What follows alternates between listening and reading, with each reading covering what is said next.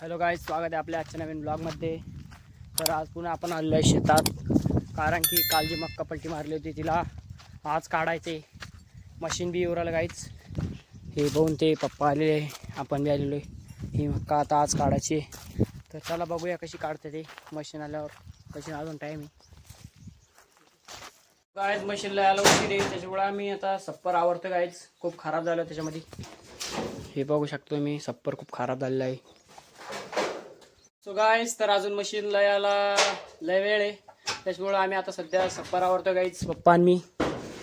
हे बघा सप्पर किती खराब झालेला आहे, तर चला आवरूया सप्पर।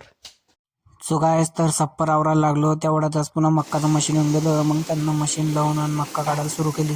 सो गाईज, तर मक्का काढणं झालेली आहे आणि ट्रॅक्टर गेलेला आहे। आता आपल्याला तिथे गहू भरायला लागलेलं आहे, पुन्हा काम हे गहू भरणे गाईज। आपल्याला जेवण पण नाही झालं, तर चला गहू भरू आणि मग जाऊ घर जेवण करू। पप्पा येणार वापस तोपर्यंत। सो गाईज, तर आपल्या इथं मामी आणि मामाची मुलं आलेले गाईज, तर त्यांच्यासोबत आम्ही सर्व जेवायला बसलो होतो। मस्त डाळ बट्ट्या केल्या होत्या, संध्याकाळी जेवण बिवण केलं गाईज त्यांच्यासोबत। हे बट्ट्या तळणं चालू आहे,